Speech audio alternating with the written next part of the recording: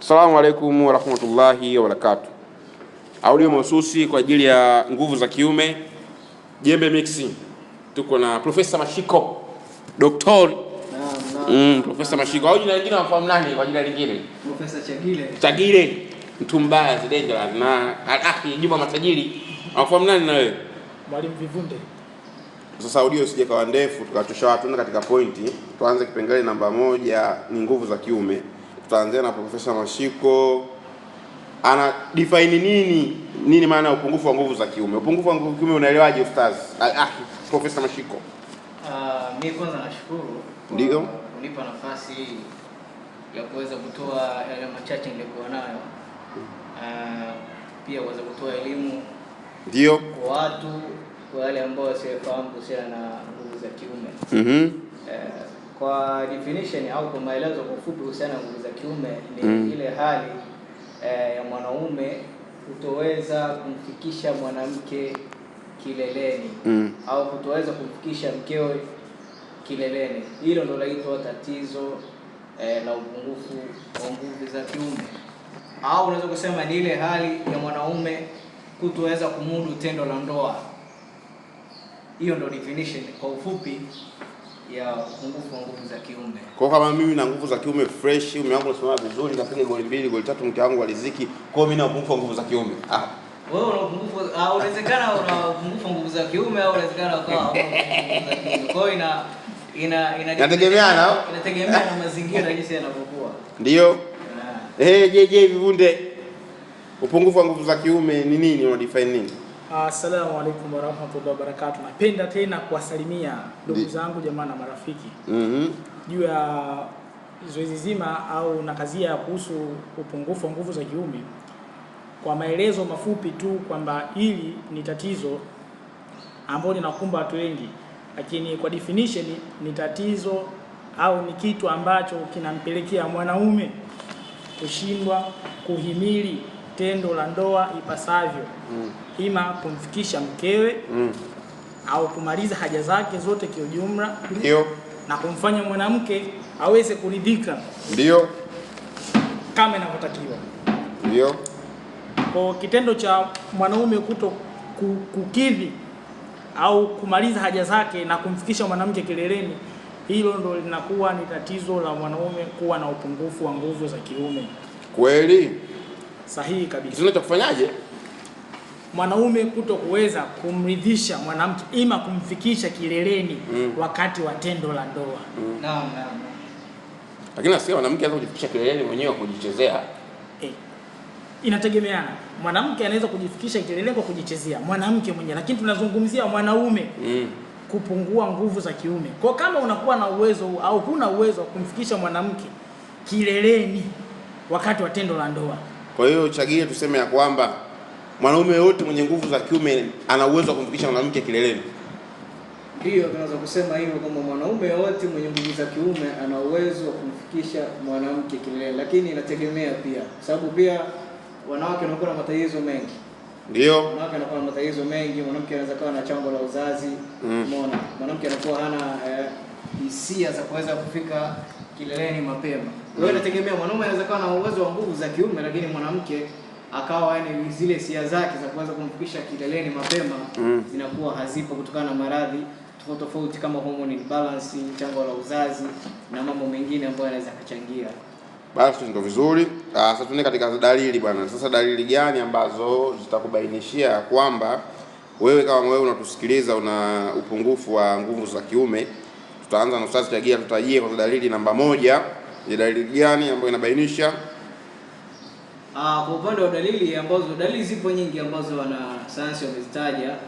Ni dalili ambazo zimefanywa research kwa muda mrefu na zikaweza kubainika kwamba katika dalili zipo nyingi, lakini kuna zile dalili ambazo ni kuu ambazo tunatakiwa watu waweze kuzifahamu ili waweze kujua kwamba tatizo la nguvu za kiume linatokana na nini. Kwa katika dalili ya kwanza tunaweza kusema ni mwanaume kufanya masturbation, yani masturbation au kunyeto. Masturbation ni nini? Masturbation ni ile hali ya mwanaume. Ungesogea karibu sauti yako iweze kuingia. Masturbation ni ile hali ya mwanaume Alafu hapo kabla nikakusimamisha utakuwa umeenda nje, sio dalili sasa hiyo ni sababu za kupelekea mwanaume kuwa na upungufu wa nguvu za kiume. Sio mtu mwenye dalili wazo. Dalili. Katika dalili ndio. Nimehama kidogo katika. Umehama kidogo. Tunakuomba radhi katika hilo. Katika dalili za upungufu wa nguvu za kiume, viashiria, viambata, vionyeshi. Viashiria moja wapo ni ile mwanaume kuwahi kufika kileleni. Namba moja hiyo. Hiyo namba moja. Mbili, mwanaume kuwahi kufika kileleni. Mbili, Mwalimu Juma tupe. Namba 2 katika viashiria vya mwanaume kujionyesha kabisa kwamba unaweza ukawa na tatizo la upungufu wa nguvu za kiume, yaani kushindwa kurudia tendo. Ndio. Kwa kitendo cha kushindwa kurudia tendo tu ukiwa na mwanamke, kwa mpiga goli moja chini, yaani basi ujue una tatizo la upungufu wa nguvu za kiume. Kwa mwanaume wote anapiga goli moja anapunguka nguvu za kiume? Labda kuna mwingine anapiga goli moja dakika 40 la kibabe. Sasa hapo kwenye goli moja pia ana tatizo la nguvu za kiume. Pia ana tatizo. Ndio. Kwa sababu mwanaume wa kawaida huwa goli la kwanza ima anaweza kachukua dakika 5 mpaka 7. Huwa atakuwa mgonjwa huyo. Au inategemeana, kwa sababu mtu mwingine anakuwa yupo kutokana na mwanamke anayekutana naye. Mwanamke mwingine anaweza kanakupa hamasa. Kwa kama una nguvu vizuri za kutosha za kiume, unaweza ukapiga hata bao 4. Kwa unaweza kujikuta kwamba bao la kwanza dakika 7, 9 mpaka 10 umepiga la kwanza, la pili mpaka 16, 15 umepiga la pili, ukashangaa umepiga mpaka dakika 20, 35 umepiga goli la tatu. Kwa inategemea na mwanamke pia unakutana na. Kwa asilimia kubwa ya watu wenye upungufu wa nguvu za kiume pia hata tatizo hili linalozungumziwa hapa kwamba ukipiga tu goli moja tayari umechoka, usingizi kabisa, wengine mpaka wanapoloma. Kwa ni kiashiria kinachoonyesha kabisa kwamba wewe una upungufu wa nguvu za kiume. Namba 3 tupigile. Okay, namba 3 ambao ni dalili ambayo inaashiria ni yani ile mwanaume kuwa na uume unakuwa legelege. Ndio. Goigoi. Uume unakuwa goigoi. Dhaifu nakwambia. Dhaifu, unakuwa mwanaume mwenyewe unakijiangalia unaposhiriki tendo la ndoa, unakuta kuna baadhi ya style unashindwa kuzishiriki kulingana na maumbile yako. Misuli imeathirika. Kwa hiyo unakuwa ni dalili moja wapo, unakuwa unajigundua mwenyewe kwamba hapa sina uwezo wa kushiriki, au mpaka usapoti na mkono mpaka ushike. Na singine sio lazima mpaka unakushiriki tu, sometimes hata usimamaji wa kawaida unaona grafu yako uume ufike hata normal, yani usimamaji unasimama kwa engo kuelekea chini, lakini zamani mtu alikuwa mdogo uume unaweza kusimama unaelekea kwenye kitovu, lakini sasa hivi usimamaji wako unaelekea downward. Kwa hiyo pia hiyo ndio usimamaji pia legelege, yani hamna strongability. Sometimes uume ukisimama vizuri unatakiwa uwezo kuanika hata kitu ujue. Uona uwezo huo. Dalili namba ngapi tumefikia? Namba 3 Twende dalili namba 4 huko. Dalili namba 4, wengine wanafikia kabisa hadi hatua ya kuto kuweza kabisa uume kusimama. Kwa upungufu wa nguvu za kiume mtu mwingine anaweza kumpelekea mpaka uume kutoshindwa kusimama kabisa. Ima kama alishe kufanya labda masturbation kama alivyosema Mwalimu Chagile. Pia mwingine kasha ana maradhi kama vile alishe kupata gastroc, mwingine ashakuwa labda na kisukari, mwingine ana pressure. Inaweza kampelekea hivyo. Mwingine kasha tumia labda vidonge kama Viagra, Electro na Vegas. Kwa hivyo vinamwathiri mpaka inafikia hatua uume unashindwa kabisa kusimama. Kwa kifupi na kama vile kasha kata moto.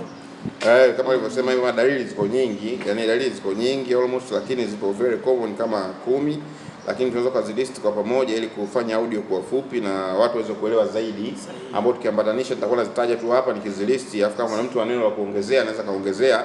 Kama dalili namba 1 alivyosema hapa tulivyoanza nao mwanzo, hiyo tulifanyia recovery. Dalili namba 1 ni mwanaume kushindwa kabisa kusimamisha uume wake. Unajua yupo mtu ambaye anashindwa kusimamisha uume wake kwa ajili ya magonjwa, lakini yupo ambaye anashindwa kusimamisha wake kwa ajili ya shock. Ndio sudden moment inaweza kutokea, afu hali inapotokea uume kwa hauna zile afu hali kaika consistency siku ya kwanza siku ya pili mpaka ukashangaa. Alafu always na kitu namba 2 inaweza ikawa ni uume wako usimama legelege. Tusha verify, tumeeleza usimamaji wako usiangalie chini uelekee juu ya kitovu au iwe normal. Na dalili namba 3 tukasema kwamba ni premature ejaculation, mwaga kama kuku dakika 1 dakika 2 mtu tayari, yani faster. Hata kwenye mapaja muda mwingine anaweza kaa ananiambia rafiki yangu bwana sio kwenye mapaja, mwingine alisema katika romance kapiga romance kapiga moja ya kuku hiyo la mtihani, lakini sio mtihani mkubwa. Dalili namba 4 tukasema ni kushindwa kurudia raundi, sababu mtu anakuwa na raundi kimoja kile, mbegu zake zinakuwa ni dhaifu, anatamani apige raundi 3, sababu unajua tunasema kushindwa kurudia raundi kutegemeana na kudinayo, sababu kuna mtu mwingine anaweza akashindwa kurudia lakini mwenyewe kashafika mwisho unajua, lakini kuna hali ya kushindwa kurudia afu unatamani kurudia. Hiyo ndio tunazungumzia hapo. Yaani wewe bado una desire, unatamani ni 2 ni 3 lakini possibility inashindikana. Unatamani kama si utafute kitu ujichome ili uweze kupata appetite, lakini inakuwa hiyo ni ndivyo. Atuzemee ile mtu anza kwenda raundi moja kutegemeana na yeye energy alikuwa nayo na maandalizi, ikawa ni kujitosheleza yeye mwenyewe, pia hahitaji kuendelea. Sio katika ugonjwa. Ugonjwa unakuja katika pale mwenyewe kulikuwa mwenye kuhitaji. Ndio. Sababu nyingine ni ume kusinyaa. Unajua ume unakuwa unasinyaa kama wa mtoto. Automatically condition mbili, ikiwa ni nje ya tendo au ndani ya tendo. Wenyewe wanasema kuwa na umeme unakatika. Sometimes mtu anaendelea na tendo alafu ghafla from nowhere yule election yote imemfanyaje, imepotea. Na namba 6 tunazungumzia kosa hamu. Kuta mtu hamu ana mtu ana mwezi wa pili, mwezi wa 3, mwezi wa 4 anakuwa kabisa hamu ana. Mtu anaweza kulala na mwanamke hivi lakini hata anamshika, yani ile hisia appetite kabisa umeshindikana. Hiyo namba ngapi hiyo? Namba 6. Namba 7 kushindwa kushika baadhi ya staili. Kutegemeana na nguvu uliyokuwa hauna, inabidi staili zako ziweze kulengesha. Utegemee staili maalum. Je, ni staili gani ambayo inatumia sana watu wenye tatizo la nguvu za kiume? Unasema kuchora 7. Chora 7 hiyo. Au kifo cha mende. Hiyo ndio staili ambayo wengi wanaweza kaimudu. Mimi nakumbuka na kuna wengine sababu kuna group moja wanawake wanaambiga staili kubwa wanayotumia watu wana pungufu wa nguvu za kiume ni kunyonya uke. Hiyo ndio staili yao kubwa. Kwa sababu uwezekano wa kumrudisha kutokea ume inashindikana. Inabidi apite sana mule. Wenyewe wanasema lazima awe mbwa. Afanye romance ya kutosha. Tatizo. Na dalili nyingine, kuna baadhi ya watu ume wao hawezi kusimama bila kushikashikwa. Sahihi kabisa. Kushikwa au kupigwa mkono. Yaani hii inaambatana kama nakosa hisia, yani unakuta mtu election yake iko mbali sana, yani lazima afanywe ubaya mwingi ili iweze kusimama. Iweze kusimama. Na kitu kingine bana, mwingine kusikia maumivu katika ile tendo la ndoa. Anapata maumivu yanaposhiriki. Sasa hizo ni miongoni mwa dalili ambazo tumezikumbuka kwa haraka. Labda kwa mtu mwingine anaweza kaongezea dalili sijahitaja, naye kama ni mhusika asilia inamtokea mwenyewe. Dalili nyingine hapa ambayo ya kuongezea inamtokea mtu. Of course ni katika dalili ambazo zimetajwa, hizo ndio dalili ambazo yani zina mashiko yani. Dalili ambazo zina mashiko ambazo ziko vizuri yani ziko strong yani. Kwa hiyo ukizipitia dalili kama hizo, ukiziangalia katika dalili ambazo tumezitaja hizo, hizo dalili ambazo ziko strong, zina nguvu. Kwa hiyo tukienda kwa speed, kwa sababu hapa tunasema hizo dalili zote zina sababu zake chanya kuweza zenyewe kutokea. Yaani kuna vitu ambavyo hupelekea hizo dalili kutokea, haziwezi kutokea zenyewe tu immediately kwa kuzuka. Kwa hiyo kuna sababu maalum ambazo hupelekea hizo dalili kutokea, na hizo sababu tutakuwa tumeziclassify kwa magrupu, group A mpaka group D. Sasa utegemeana na wewe group utalokuwa ndio sababu husika zinazokuhusu wewe zimesababishwa kupata hizo dalili. Kwa hiyo ili uweze kujua wewe uko group gani na sababu gani zimepelekea kupata hizo dalili ulizokuwa nazo. Kwa sababu kwa mfano, uume kusimama legelege una sababu mbalimbali. Kwa hiyo kufika kileleni kwa sababu mbalimbali. Kwa hiyo sio sababu moja tu kutokea huyu na hivyo kutokea wewe. Kwa hiyo ni vitu ambavyo vinategemeana. Kwa hiyo kurahisisha katika hayo mambo tumegawanya makundi manne ambayo ni kundi A mpaka kundi D ili tuweze kujua wewe uko kwenye kundi gani, kwa sababu wote mnategemeana na tofauti ya uzito wa tatizo. Kwa hiyo tutaanza sababu za group A zilizopelekea kupata dalili tulizotaja hapo juu. Mimi nitaje sababu kwa mtu mwenye kutia maongezi au kufanua zaidi anaweza kutoa ufafanuzi. Labda naweza kuuliza swali. Unajua kuna mtu ambaye anaweza kukuambia tu mimi ghafla nimejiona performance yangu imeshuka. Lakini mimi katika maisha yangu nafuatilia vitu vingi sana vya afya na niko normal. Sasa mtu kama huyo unamzungumziaje? Tagini. Mtu kama huyo inategemea na yani mfumo wa maisha tunaoishi yani. Ile ni normal ambayo inatokea, ni hali ambayo ni ya kawaida inatokea katika mfumo wa maisha ambao tunaishi. Vitu ambavyo vinaweza kuchangia ni kama vile ulaji wa vyakula ambao tunapokula, umeona. Sasa ni mtu anakuta anakunywa vinywaji ambao vina labda pombe kwa wingi au anakunywa vinywaji ambao vina sukari kwa wingi. Kwa hivyo unaweza kukuta katika mtu mfumo wake wa maisha anapokula, kwa hiyo unakuta hii inachangia, inakuja automatically kwamba tatizo la nguvu za kiume linatokea. Au unakuta muda mwingine kulingana na kazi tunazofanya. Mtu anaweza kukuta anafanya mazoezi lakini unakuta ile kazi tunazozifanya unakuta ni kazi ambazo unakuta mtu zinamchosha sana. Kwa hiyo inapelekea ni automatically mwili unakuwa umechoka, hata bwana unakwenda kushiriki tendo la ndoa unakuta kwamba unakuwa uwezi kufanya katika ule ufanisi ambao unaotakiwa. Kwa hiyo hizi ni katika zile sababu ambazo ni za kawaida zinazotuzunguka kimazingira yani. Hapo umeenda vizuri sana. Hiyo ni group A, ni sababu nazungumzia hizo sababu zinaitwa normal, yani sababu za kawaida tu ambapo kila mwanadamu, kwa sababu tunakubaliana kwa pamoja, hakuna mtu anaweza kuwa na consistency ya mwezi mzima kutegemeana na maisha ya Kiswahili, si ndio? Kwa hiyo sababu normal kama nilivyoelezea hapo bwana, sababu normal. Kwa kama una sababu hiyo imepelekea kuwa na nguvu za upungufu wa nguvu za kiume, hiyo ni sababu ya group A. Kwa hiyo sababu tunazotaja hapa ni sababu zote za group A. Sababu namba moja ni sababu ya kawaida tu kibinadamu ambayo mtokea kila mmoja, inaweza kumtokea, utegemeana kama ulichukulia. Akichukulia kama ni serious case huwa ni serious case, akichukulia ni normal huwa ni normal, na hali kurejea hali ya kawaida. Sababu namba mbili ameelezea kidogo, lakini tutaigusia kidogo, tunasema lifestyle, ulaji wa vyakula. Kwa mfano sisi tunapenda sana, tunapenda vyakula vyenye tunasema nani organic food, yani vyakula vyenye sukari kwa wingi, au vyakula vya kiwandani kwa wingi, ndio vyakula vyetu. Kuku broiler, chips mayai, nani kwa wingi tunazungumzia. Sababu ulaji kwa uchache sio tija, sio karibu biashara za watu. Tunazungumzia ulaji kwa wingi kupita kiasi, kwamba asubuhi na sausage, mchana na mayai, usiku na chips. Asubuhi una Pepsi 2, mchana labda unakunywa Coca na Furusana. Naam. Afu usiku unamalizia kahawa na Sprite. Tunazungumzia hivyo. Tunazungumzia too much is harmful. Lakini pia kujazia hapo pia yani ule yani kwa sisi jamii ya Kiafrika au Kitanzania kwamba tunashindwa kujua namna ya ulaji wa vyakula. Yani tule namna gani? Unakuta kama sisi wa Afrika au wa Tanzania unakuta karibia 90% ya vyakula tunapokula ni vyakula vya carbohydrate na vyakula vya sukari kwa wingi. Sasa ndio vinapatikana kwetu, au tufanyeje sasa? Unakuta kwamba mtu unatakiwa ubadilishe ile lifestyle ya kuishi. Ndio ni katika vyakula ambavyo vinapatikana kwetu, lakini namna ya kujua kwamba ni lishe gani ambayo ni bora ambayo unatakiwa kula, uwezo ukaangalia uwezo kuangalia kwamba ni vyakula ambavyo vinapatikana kwetu. Ili kujali afya yako lazima uweze kuangalia ni vyakula gani ambavyo ni bora ambavyo unatakiwa kula ili kuweza kutengeneza mwili wako. Yaani tuwe na balance diet. Licha ya balance diet, yani tule vyakula ambavyo ni, kwa sababu ninapozungumzia mlo kamili ndo balance diet, si ndio? Lakini unajua katika pointi anayozungumzia mwalimu hapo Mashiko kwamba analizungumzia kiupana zaidi katika swala zima la ulaji wa vyakula. Ambalo inawezekana au inawezekana? Inawezekana. Lakini kikubwa hususan sisi inabidi tupate elimu kama inalotolewa hapa. Kwamba elimu ndio itakufanya wewe uweze kuvikarize hivyo vyakula unavyotakiwa wewe ule. Ima vyakula hivi vitofautisha na vyakula hivi. Pia katika kuongezea hapo na zoezi zima la kuhusu wengine stress. Unajua sisi wa Afrika unaweza kutokea mtu tatizo ghafla limetokea, alafu upo katika mchezo au ima leo umetarajia kwenda kukutana na mkeo, alafu mawazo yamekusonga kutokana na tatizo lililotokea. Kwa hiyo hutaweza kudiriki kama inavyopaswa. Ile wewe unaenda nje ya mada. Kwa sababu gani? Tuko kwenye vyakula ujue. Hapo kwenye vyakula labda nitatoka. Hapo hujatoka. Nimezungumzia katika kuongezea mada hiyo hususan katika hali ya kawaida. Ndio. Ila katika vyakula ndio kama mwalimu alivyozungumza kwamba ni vitu vya ukazia. Kwa vyakula ni miongoni vinapeleka tatizo la upungufu za kiume. Kumaliza. Kuna sababu namba 3 hapo nasema uzito. Maadamu mwenye uzito mwenyewe yupo hapa, ashakuwa na uzito kupita kiasi. Je, ni kweli uzito kupita kiasi unapelekea upungufu wa nguvu za kiume sasa? Ni kweli kabisa.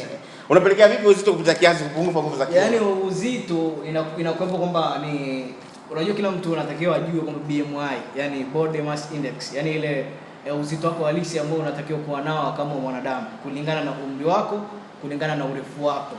Sasa unapotokea kwamba uzito unapokuwa mkubwa kushindana na umri wako jinsi ulivyo, una create tatizo. Una create tatizo namna gani? Mwili wako unaotengenezea unakuwa na mafuta mengi. Mwili wako unaotengenezea unakuwa na mafuta mengi kiasi cha kwamba damu kuweza kuflow, kwa sababu damu katika tendo la ndoa damu inachukua nafasi kubwa sana katika kutiririsha damu kutiririka katika uume. Mishipa ya uume inatakiwa damu iweze kutiririka vizuri. Ili usimame skanga kasi ndio. Ili uume waweze kusimama kama msumari. Ndio. Uweze kushiriki tendo la ndoa vizuri. Kwa hiyo unapokuwa na mafuta mengi katika mwili, hiyo ni mojawapo inaweza kukukosti kwamba ukawa unashindwa kushiriki tendo la ndoa vizuri. Kwa hiyo tunakubaliana kwamba vibonge nyanya wote wanatatiza nguvu za kiume. Kwa kila bonge anatatiza nguvu za kiume na maanisha nini? Hapana, mtu anaweza kawa bonge lakini inategemea na umri wake aliokuwa nao na urefu wake aliokuwa nao. Mtu anaweza kawa bonge lakini ile ni equivalent yani ule ratio ya mwili wake, uzito na umri wake unakuta vinalingana. Kwa hiyo huyu unaweza kukuta hachukui nafasi kubwa sana katika jambo la uzito. Lakini tunachozungumzia kwamba ni uzito ambao umezidi umri wako na urefu wako, ambao kitu ambacho tunachokita sisi ni BMI. Sasa je, hapa kuna uzito lazima tuweke na kitambi sasa. Kitambi kinaingia. Kitambi kinapelekea upungufu wa nguvu za kiume, si ndio? Kitambi pia kinaingia kwa namna moja au kingine, kwa sababu kitambi ni mkusanyiko wa mafuta ambayo yamejazana mengi katika tumbo. Mwalimu Juma ana kitambi anaonekana. Kitambi sina. Kama kitakapo ni kitambi cha mazoezi. Kitambi cha mazoezi. Kitambi cha mazoezi. Sababu namba 4, msongo wa mawazo. Je, msongo wa mawazo unapelekea vipi mtu kuwa na tatizo la nguvu za kiume? Ani msongo wa mawazo hiyo nadhani nilipitia mwanzo. Ulikuwa na sana. Kana wewe mwenyewe una msongo wa mawazo. Hebu tusimulie kuhusiana yani kiukweli kabisa. Sio unafiki. Ukitaka kujijua kwamba haupo vizuri katika tendo la ndoa, kuwa na mawazo. Yaani ukiwa tu na mawazo ni dalili tosha kabisa kuonyesha unaweza kaa ukajiona kabisa milioni na upungufu wa nguvu za kiume. Kwa maana unajua kama unaweza kupiga goli 2, goli 3, kashango umepiga goli 1 baada ya pale umechoka na hamu inakatika kabisa. Kwa kitendo cha kwa na mtu na msongo wa mawazo, basi hata kama kuna possibility ya kusitisha kabisa zoezi la tendo la ndoa, bado usije kujiaibisha au kujipoteza katika hali fulani ya kujijua kabisa kwamba mimi ni mtu ambaye niko kamili kwa mke wangu na familia yangu, najua sasa nipo kamili. Kwa hiyo ukiwa na msongo tu wa mawazo kidogo, jaribu kupumzika, relax. Baada ya hapo ndo unaweza kudiriki tendo la ndoa vizuri. Lakini hizi sababu iliweze kueleweka ni vizuri, zingekuwa zinaambatana na mifano, kwa sababu mtu mweusi anahitaji sana mifano. Nakumbuka tunasoma olevo, yani mwalimu anasema nasaisha kwa vivid example, kwa mifano ile kwa zaidi. Kwa mfano mimi nasema kuna msongo wa mawazo, uweze kuwa na unawaza mapenzi wakati unadaiwa kodi. Sahihi kabisa. Na unaambiwa kesho mwisho. Sahihi kabisa. Yaani haiwezekani, au ujala. Haiwezekani bwana. Au muumizo kwenye mapenzi. Sasa kama muumizo kwenye hiyo ndio kwa ngumu kweli rafiki. Sana. Mimi ndio kuzungumzia. Muumizo na huyu unaanza na huyu. Kwa sababu utakuwa muamini au unamwamini? Nasema muumizo na huyu unaanza na huyu, au muumizo na yule lakini bado uko naye unataka kumwacha. Au unasikia mpenzi wako anatembea na fulani, ila una uhakika unasikia tunaambiwa tu maneno. Yaani mwalimu ana nini? Nani? Wambagala. Shetumu. Sababu nyingine tunasema ulevi. Sahihi. Namba 5 tunasemaga ni ulevi mbwa. Bana ulevi, lakini hii point kidogo inamkakasiko, kwa sababu nishakutana na rafiki zangu wanakunywa pombe. Ilikuwa mimi sio mlevi. Ilikuwa baadhi wapo ambao nishakuwasikia wanasema bana mimi nataka kufanya tendo la ndoa kwa ubunifu. Nasema ninywe konyagi au nini, nikilewa yani show ya ajabu.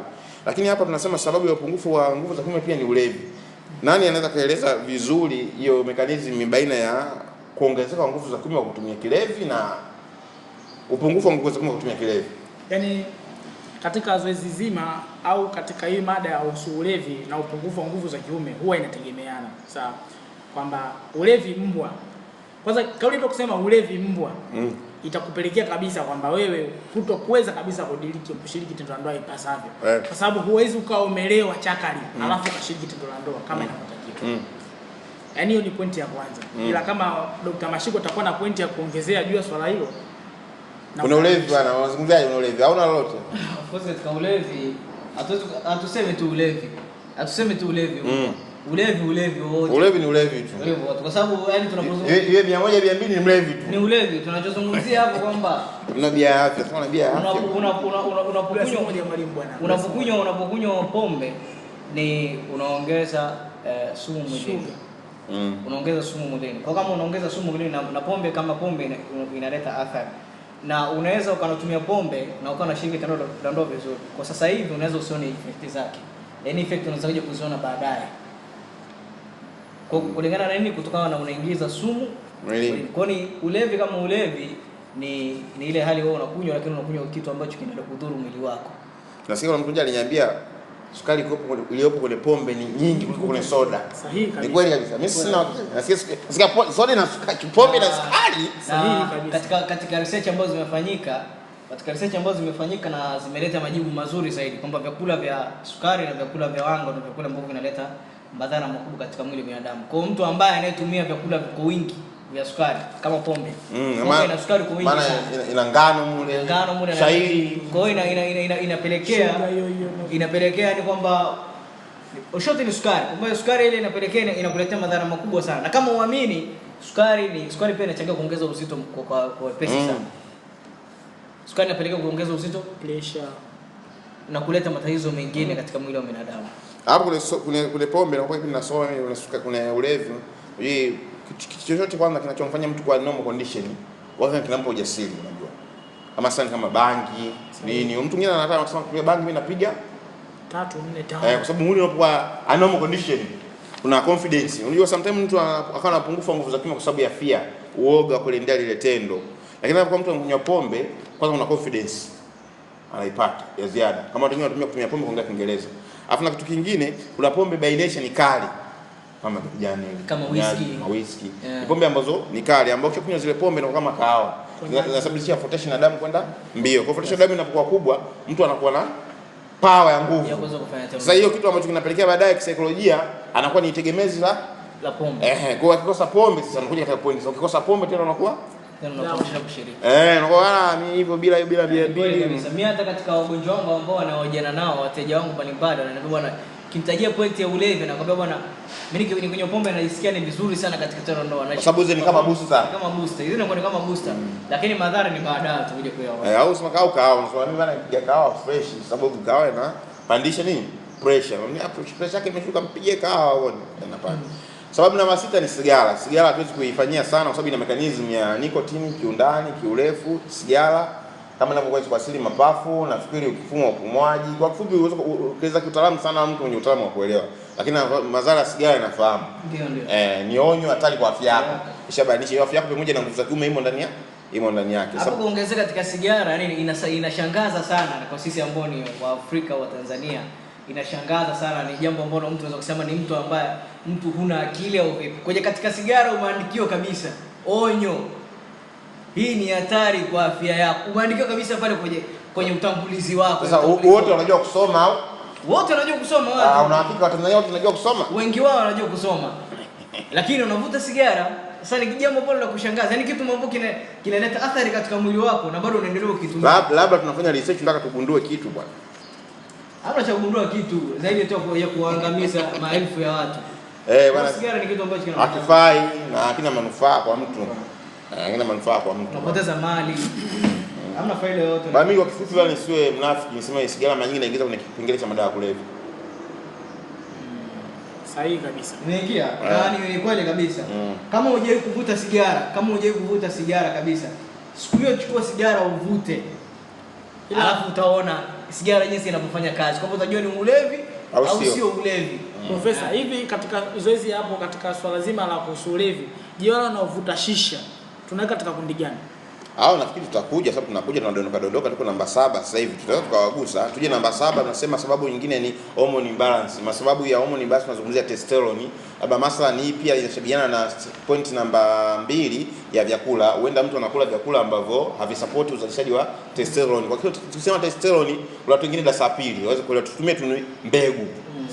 Bana huenda sasa hapo tunasema hormone ni upungufu wa mbegu, na upungufu wa mbegu kutokana na upungufu wa ulaji vyakula vyenye uzalishaji mbegu. Labda masani kama tumezungumzia si watu wenyeji wa juice za viwandani, mara tumekunywa biskuti.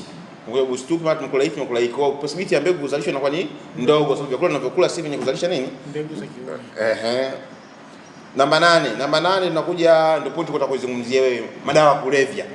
Mimi kuna madawa ya kulevya nikasema hapo kuna madawa ya kulevya, uwezo kutaja yote, lakini yeye mwenyewe anaotumia anafahamu anachotumia ni madawa ya kulevya. Kwa hiyo ni ulevi tu. Mtu ameningia katika ulevi. Ni madawa ya kulevya kwa sababu ni vitu ambavyo unavihitaji ili uweze kusurvive. Kwa wao wanatumia Viagra, Electros ni madawa. Sio ya kulevya. Ila ni madawa. Ila watu wanatumia shisha, wanavuta bange au ya kulevya. Wanajipiga unga ya kulevya. Mirungi ya kulevya. Dawa za kulevya. Wenyewe tambu. Na kiukweli vitu hivyo havina faida kwenye mwili wa binadamu, isipokuwa tu vinamletea madhara na kupoteza mali. Kwa hiyo tunawashauri tu ndugu zetu vitu kama hivyo ni kuweza kuepukana navyo. Havina faida katika mwili wa binadamu. Tukija sababu namba 9 tutazungumzia ni umri kwenda. Sometimes mtu umri wake umekwenda na 60 plus, alafu maisha yake yakawa hivyo normal, anza kujiona upungufu wa nguvu za kumbe ni kawaida kwa umri uliokuwa nao, lakini kutokana na ushaimani hivyo unahitaji upewe tu dawa za hapa na pale uweze kurudisha hamasa na mzunguko uweze kuendelea. Lakini kuna by nature kitakwimu miaka 60 tu Kwa sababu by physical unakuwa huko normal, physical tu hauko normal. Labda hata dumu lita 20 huwezi kubeba kama zamani. Kwa hiyo usitakidi kama utakuwa na zile nguvu za nini? Za awali. Sababu nyingine na tutazungumzia hapa namba 10 ni mazoezi. Kwa ukosefu wa mazoezi pia inapelekea upungufu wa nguvu za kiume. Nafikiri mazoezi ishakuwa ni general sana, ishatajwa na kila mtu kwa sababu unajua mazoezi yanasaidia kufanya flotation ya damu, kukata mafuta, kuweka physical, yani kuepusha na magonjwa nyemelezi madogo hivi na hivi. Sababu nyingine tunazungumzia uoga. Pia mtu anaweza kuwa na uoga kapata tatizo la nguvu za kiume.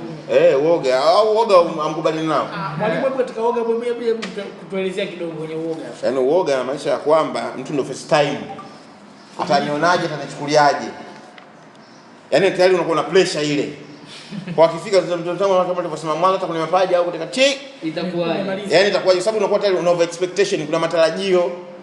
Yaani unamdescribe mtu unamuona, kuna mtu mmoja ananiambia kutokana na masuala ya uoga, sometimes hata mtu unawasiliana naye ndio unakwenda kwenye gari yenyewe shadidi huko Mnara. Kwenye gari tu kule kuta ile shughuli ukuta imeanza hata nje. Kwa unafanya imagination. Kwa mtu anakuwa na hali ya uoga na pressure. Ana uoga.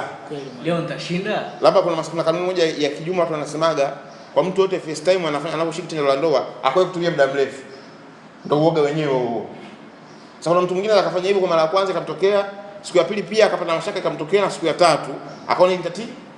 Tayari kashajiingiza katika wagonjwa kwa sababu hali imekuwa sio ya kawaida. Mbona mimi niko hivi, akisimulia watu wanaambia dakika 40 dakika 30, mbona mimi sio dakika 3? Hiyo ni uoga. Lakini hizi sababu zote kiujumla tunakuja kuzimalizia na sababu moja tu ambayo ndio inakuwa ni sababu mama hasa katika group A. Nasema sababu la group A zinabebwa na pointi ya kwamba ukosefu wa elimu.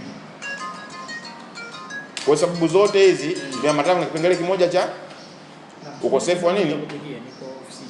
Ukosefu wa elimu. Kwa hiyo ukosefu wa elimu ndio umepelekea haya yote kutokea. Labda msako kuna ukosefu wa elimu pia sometimes hata mtu hafahamu aina gani ya mtindo mtu anafaa kushiriki kwanza nalo tendo.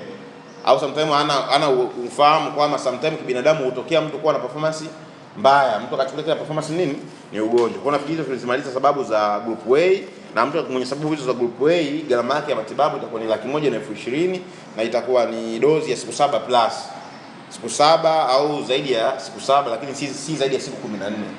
Kwa siku 7 plus chini ya siku 14. Kwa sababu hizo tulizotaja ni sababu za kawaida kama tulizobainisha hapo. Tutaingia kwenye group B kwa mtu ana tatizo ya group B. Group B hasa tunazungumzia tatizo la masturbation, punyeto, mapenzi ya kutumia mkono au bao la mkono. Japokuwa kuna mbinu nyingi sana za punyeto. Hivi Chagile, unafahamu mbinu gani nyingine ya punyeto mbali ya kutumia mkono? Mbinu nyingine ya punyeto kiukweli, kwa sababu kukusikitisha. Wazungu bwana ni washenzi unaweza kusema. Kwa sababu siku hizo wametengeneza midoli.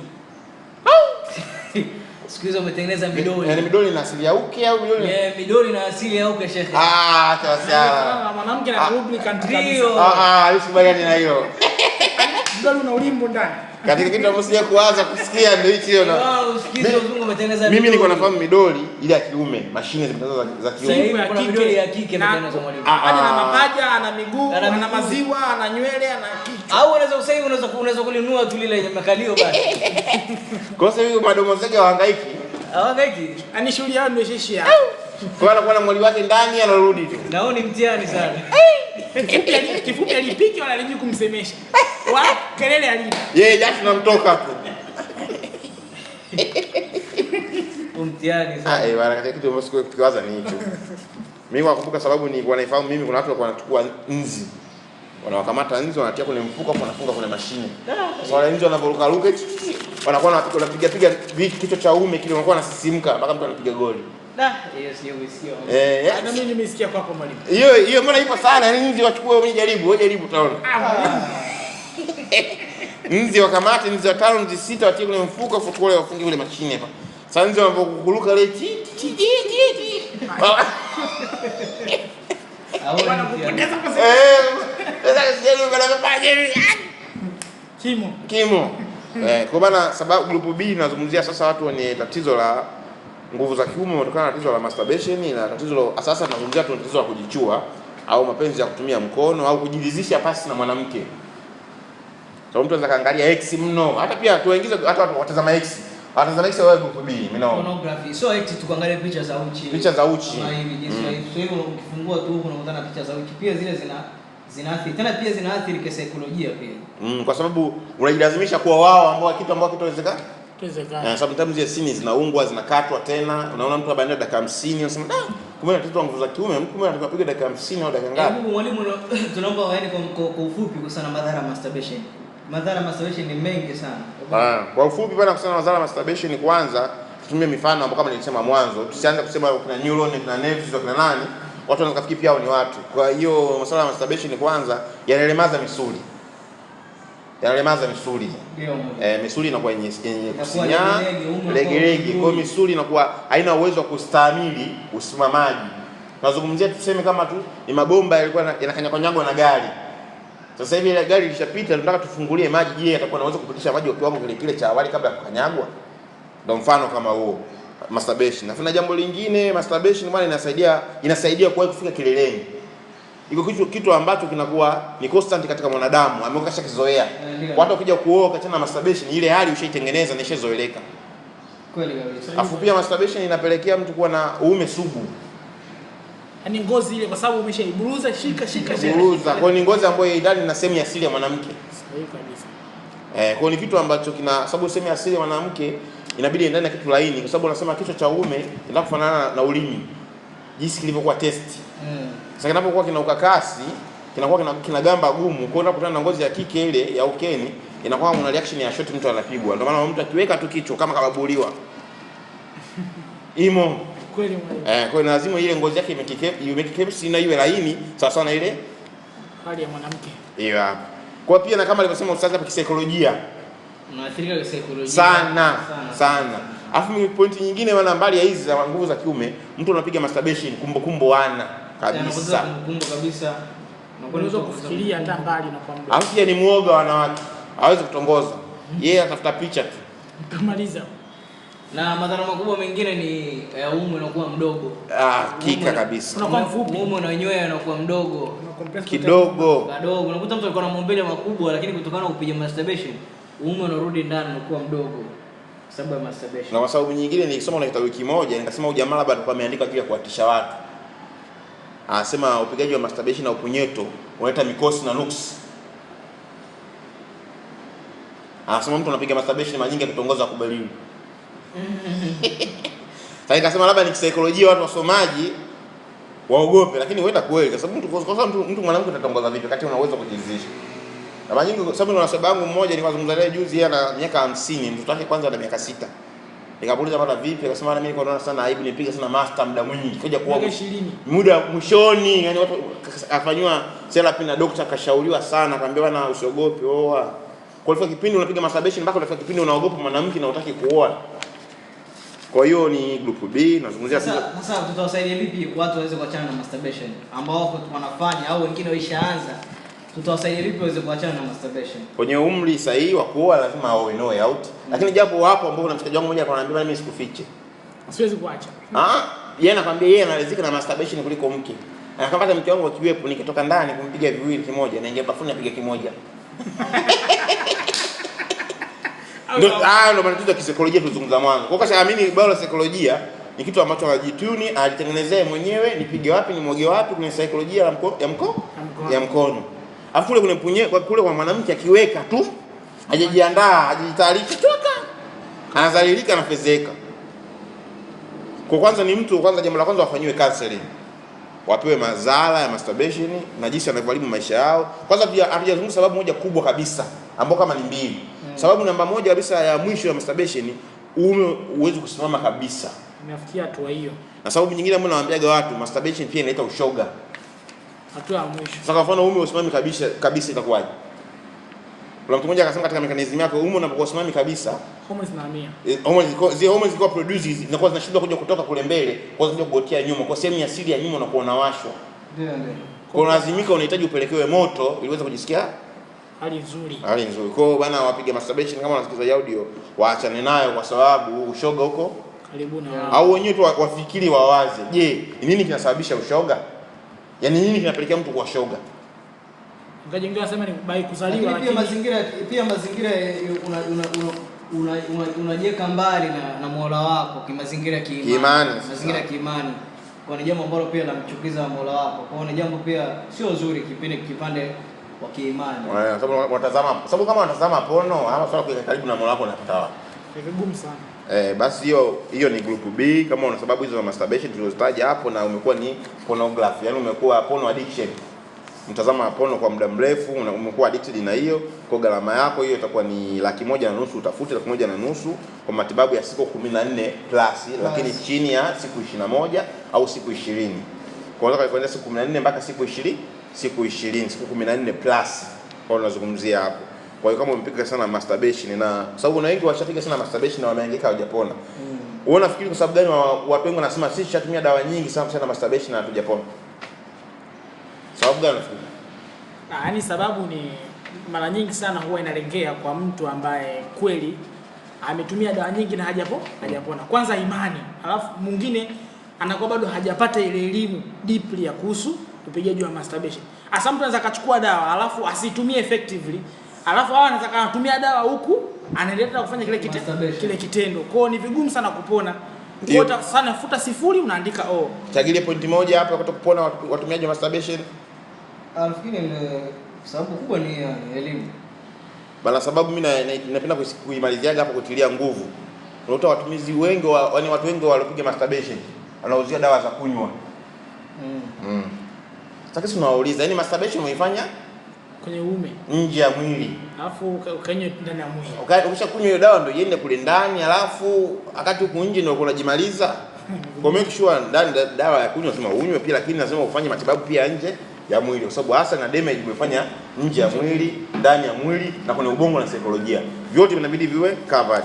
Kwa hiyo ni group B na tunamalizia kwa group C kabla tujafikia group D. Kwa unakuja wateja wote ambao wana tatizo la nguvu za kiume na sababu za group C. Kwa kuna group C hasa tunazungumzia wateja wote ambao wametumia madawa ya kizungu ya kuongeza nguvu. Madawa ya kizungu ya kuongeza nguvu. Kuna madawa mengi ya kizungu, lakini tutataja baadhi ya madawa ambayo kidogo yamekuwa ni very popular. Watu washapata tatizo la nguvu za kiume, ila kuna dawa za kizungu wanatumia kwa kuwa na lengo la kuimani kusaidia kurejeshea nguvu. Wakati ni kitu ambacho kinaongezea tatizo. Labda tunaanza, kuna matumizi ya Viagra, kuna matumizi ya Vega, kuna matumizi ya Electro, kuna matumizi ya spray, kuna matumizi ya Enjoy. Kuna matumizi gani, dawa gani nyingine ya kizungu ambayo inatumika kuongeza nguvu za kiume? Dawa nyingine najua Omega wanaita. Omega. Alpha Omega. Na wewe uko mtaalamu wa dawa za kizungu? Niko mtaalamu lakini sio mtumiaji. Unajua kuna utaalamu wa kuzifahamu na utaalamu wa utumiaji. Kwa kipindi ninapowapa watu counseling ulikuwa unagusia kabisa kwamba hiki na hiki na hiki ndio kitakuletea madhara kwa baadaye. Lakini nasikia sasa hivi kuna kanuni mpya watu wameanzisha ya uongezaji wa nguvu za kiume. Wanasema unachukua Panadol 6 na energy moja. Afu vichanganywa na kunywa vitu kwa wakati mmoja. Sasa mtu atajiua huyu. Tiani kweli. Kwa mtu kama umekuwa na tatizo la nguvu za kiume, alafu ushawahi kutumia hivyo vitu. Sababu kuna mtu anatumia Viagra mpaka inafika umri wa kufa ganzi, au anatumia Viagra mpaka katika kipindi umri wake usimami kabisa. Kwa kama umetumia hivyo vitu, wewe utakuwa ni group C, au na kama wewe ushakutumia dozi fulani ya tiba hospitali kwa muda mrefu consecutive. Labda TB. TB umedumu nayo ikapona ikakurudia.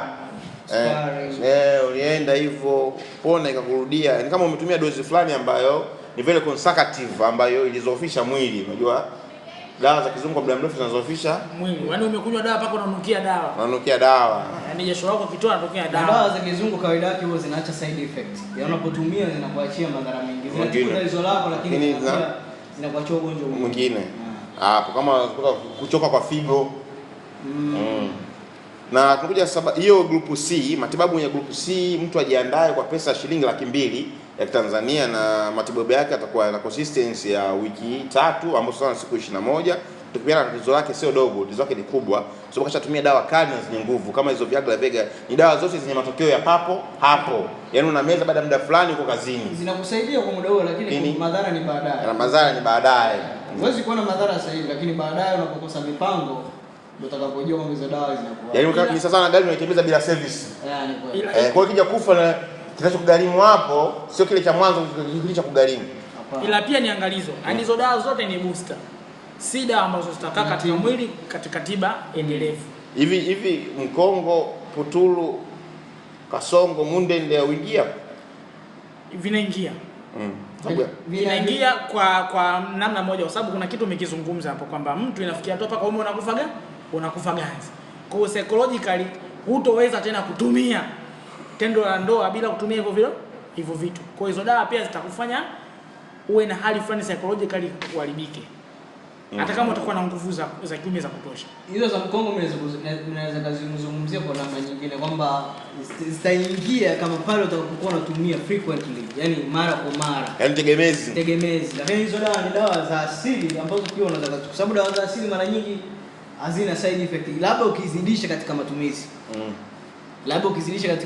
Katika matumizi. Kwa hiyo ukiwa angalau unatumia mara moja kama Mkongo au nini, dawa ambayo inakusaidia kuboost. Lakini ukiwa unatumia ile frequently, ni dawa pia inaweza kukuumiza, kukuletea madhara kama ya Viagra. Na group D hiyo tushamalizana na watu wameelewa hapo. Na group D ni tatizo la upungufu wa nguvu za kiume kutokana na mara nyingi wanakuwa ni mafaza watu wazima, especially labda kuanzia miaka 40 na kuendelea, jipokuwa chini ya 40 wapo wamepoteza nguvu za kiume kutokana na magonjwa sugu, magonjwa yenye kudumu. Kuna mengine magonjwa hao hauwezi kuwa ukiacha dawa unaweza kuambia unakufa. Nazungumzia kama mtu ana tatizo la kisukari, mtu ana tatizo la pressure, mtu ana tatizo la vidonda vya tumbo. Unajua vidonda vya tumbo unaweza kama sio serious case, lakini vidonda vya tumbo na premature ejaculation ni mapacha. Ndio. Hiyo kesi nishafanya nazo mwanzo zinisumbua, lakini nje kupata majibu ni kwamba hivyo ni jiu. Kwa kama mtu ana vidonda vya tumbo asijipe group A. Ataumia, atapoteza hela yake bure. Aje huko kwenye D huko. Aje kwenye D aende. Sababu vidonda vya tumbo kwa ni kitu ambacho kawaida tu. Sababu mtu hata si dawa utumii kila siku, mtu yupo tu anapenda. Na mwingine anakushauri kabisa usile tu maharage, usile si nini pilipili, usile si dagaa, utakuwa vizuri tu. Kumbe yani katika mwanadamu kuna umeme, unajua. Kuna jotoridi. Sahihi. Kwa vidonda vya tumbo ni miongoni ambavyo vinatoa ile equilibrium point ya jotoridi. Uwezekano kabisa wa uzalishaji wa umeme wa nguvu ya kuzalisha tendo, wa kufanya tendo na kuwa potea. Ndio maana mtu vidonda vya tumbo anakuwa kufika keleleni au kusema legelege ni mapacha, ni vitu ambavyo vinashabihiana mno. Na pia watu waliopata magonjwa kama shinikizo la damu, pia kuna magonjwa kama ya uzinzi ambayo watu hawazingatii, pia ni very dangerous. Magonjwa kama ya kaswende, kisonono, malengelenge, gono, HIV. Kwa hiyo ni watu ambao kweli wanahitaji wapate tiba, pressure, tunahitaji hapo mwanzo, magonjwa ya moyo. Kwa mtu mwenye ambaye ana magonjwa kama haya ambayo yana consistency, ambayo mgonjwa amekuwa sugu, magonjwa mara nyingi yanakuwa ni group D na matibabu yake yanakwenda mpaka miezi 2 mpaka miezi 3 kutokana na magonjwa yanakuwa ni magonjwa ya follow up, ni magonjwa ya kliniki, ni magonjwa ambayo ataanza kutibiwa kwanza kisababishi tatizo kabla ya nguvu za kiume. Na magonjwa mara nyingi gharama yake tumeigawa katika gharama ya makundi ya 3 ambayo ataanza kwa stage ya kwanza na stage ya pili na stage ya tatu, ambayo stage ya kwanza atalipia 200,000, atafanyiwa matibabu. Baada ya hapo akitoka stage ya kwanza atakuja kwenye stage ya pili, pia atalipa 200,000, atafanyiwa matibabu, na akitoka hapo ataingia stage ya tatu atalipa 200,000, atafanyiwa matibabu. Kwa hiyo utegemeana na ukubwa wa tatizo alilokuwa nalo. Hii mwanzo kwa mwenye kupona stage ya kwanza kabisa au kwa mwenye kupona stage ya pili au tatizo lako kwenda mpaka stage ya tatu. Sometimes utegemeana na tatizo, kama tulivyotaja matatizo yenyewe, kama kuna kisukari, pressure, vidonda vya tumbo, shinikizo la damu, magonjwa ya uzinzi wa moyo. Kwa atarajii kusema mtu ni vidonda vya tumbo akaenda mpaka stage ya tatu. Mara nyingi ni vidonda vya tumbo anataka kuishia stage ya kwanza. Mwana kisukari unakwenda mpaka stage mpaka 3. Tumia kisukari kimefika level gani? Kama anafanya injection au anatumia vidonge. Kuna mwingine anaanza kwa vyakula. Pressure pia. Kwa hiyo tegemeana na hali hiyo ambayo uliokuwa nayo ndio stage tutakwenda nazo. Kwa hiyo usiogope kusikia stage 1, 2 mpaka 3, lakini kila stage utatumia 200,000. Kwa hiyo tunaomba Mwenyezi Mungu atufanyie wepesi stage yako iwe imekuishia namba moja, lakini utegemeana na wewe hali husika uliokuja. Lakini haya matibabu yote tuliwataja hapo, group A, group B, group C mpaka group D, kuna full package ya dozi inaitwa Jembe Mix. Kwa Jembe Mix nayo imegawanyika, ina matibabu ya group A, group B, group C na group D. Kwa hiyo utapewa dozi husika kulingana na group uliokuwepo. Lakini kuna kilio kikubwa ambacho watu wanasema, watu wengi kila siku washatumia dawa za aina nyingi sana bila kupona na hawana imani wala matumaini. Mimi mwenyewe nikiwa mmoja wapo nishakuuzia watu dawa hawakupona. na nikashughulika nao sana, mwishoni akawa amenikupona. Je, unafikiri kwa sababu gani watu wanakuwa wanawaamini watu na wanatumia dawa wapone? Kwa tuanze na Chagile kwanza. Hii sababu kile kingine kinachosababisha tatizo hilo kwamba ni naweza kusema ugonjwa wa ngiri. Maradhi ya ngiri. Ndio sababisha mtu asipone au tunaweza kusema hernia. Ndio ni sababu moja hapo ambayo inayotajwa kwamba hiyo ni sababu ambayo inapelekea pia nguvu za kiume. Hapo utakuwa umekosea. Pointi ni kwamba pointi ni sahihi, lakini kinachosababisha mtu asipone dawa lakini hawaponi. Kinachosababisha asipone kwa pointi kama ulizungumza hapo, usiri wa mazungumzo. Labda masala mimi nakuja kwa wako nataka matibabu ya nguvu za kiume, lakini mimi na matakataka yangu mengi kama ulivyosema hapo, na hernia na kisukari na pressure, lakini kwako sikufahamishi yote. Isipokuwa nakubainisha dalili tu za nguvu za kiume. Kwa hiyo unanipa mimi dawa, sometimes ukanipa ni good way.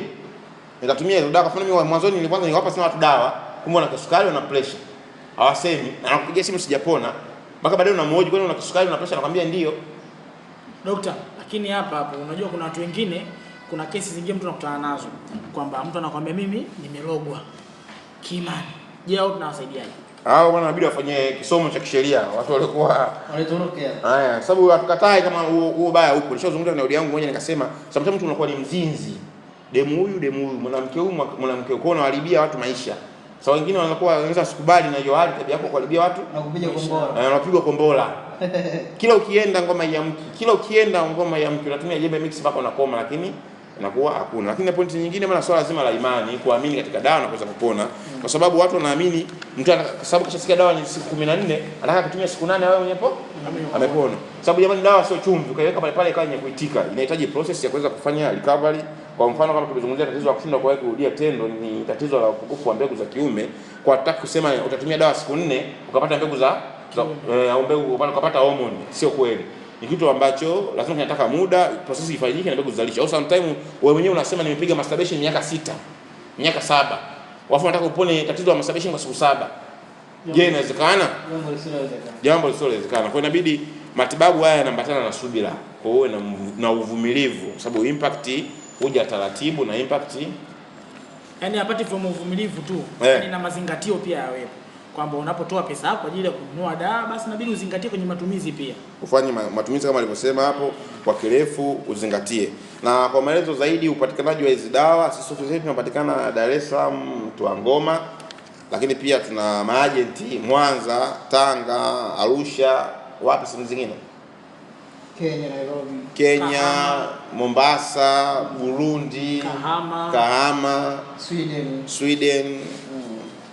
Na sehemu mbalimbali. Kwa nafikiri kama utakuwa eneo husika tulitaja lina hao watu basi utapata huduma. Kani kama utakuwa una au mbali na hiyo eneo tulilitaja, procedure za kupata huduma zitafahamika. Kwa aliyokupatia hii audio pia atakuelekeza jinsi njia sahihi ya kuweza kupata nini? Kupata huduma. Tunasema hivyo kwa sababu tiba yetu sisi ni ya uhakika na tiba ni ya kudumu, kutokana ni tiba imeambatana na elimu. Sio dawa tu. Ni tiba ambayo ina elimu kubwa sana, na kwa jambo zuri tukuwafahamisha kwamba kila grupu atalopewa mtu lazima atapewa na kitabu ambacho ni maalum, kimeandaliwa ndio ustadi wa hali ya juu sana. Kitabu kinasaidia nini kwa kitabu? Sababu mtu apewe kitabu. Kitabu kinasaidia shehe wangu ni elimu. Ndio. Kitabu ni elimu shehe wangu. Ndio. Elimu imehifadhiwa kwa kuandikwa. Ndio. Kwa ukishakuwa nayo ile elimu utaweza kujua vitu gani ambavyo vinapelekea mtu upungufu wa nguvu za kiume. Ndio. Utaweza kujua namna gani utaweza kuepukana na vishawishi hivyo ambavyo vinakupelekea upate nguvu za kiume. Ndio. Pia utaweza kujifunza namna kutengeneza tibarishe mbalimbali ambazo tumeziandaa humo, ambazo utakuwa unazitumia katika maisha yako yote, ambazo ni lishe zote ambazo kama tangawizi. Ni vitu ambavyo tunatumia kila siku katika maisha. Umeona? Na vitu vinginevyo ambavyo tumevielekeza humo ambavyo ni mbalimbali ambavyo vinakusaidia katika mfumo mzima wa maisha. Kwa ndio hivyo kitabu kwa ni elimu na elimu hudumu. Dawa utatumia zitaisha, kwa kuzipata inabidi ununue. Lakini ukitumia elimu ya kwenye kitabu utakuwa unaweza kutengeneza wewe mwenyewe. Kwa hapo nafikiri audio sio ndefu, tuishie hapo. Hapa ilikuwa ni Profesa Kashaga, tulikuwa na Profesa Mashiko. Profesa Mashiko, Dr. Chagile na Mwalimu JJ Vivunde au Mwalimu Vivunde tukiwakilisha na ndugu zetu wengine ambao hatujawataja kama official Hamza Majombo, nani mwingine? Mwalimu Suyuti, Bilali Master, nani? Abu Sufiani, nani? Abu Zakaria, Lamdini Mwanza, Tajimeka ama nani? Faisal Zanzibar, Dr. Mahmudu Mainya na Dr. Mohamed Zanzibar, Abduri. Nafikiri watu wako wengi sana. Nafikiri watu wako wengi sana. Hilo ni jopo la madaktari. Jopo la madaktari. Kwa hiyo mtu akitumia na hiyo audio hata kama tujamtaja usio mwenye kuhuzunika, pia ni miongoni wa hao wahusika ambao tuko nao. Kwa hiyo hao ni miongoni tumewataja, kwa hiyo usofie juu ya hilo. Kwa tuishie kwa hapa.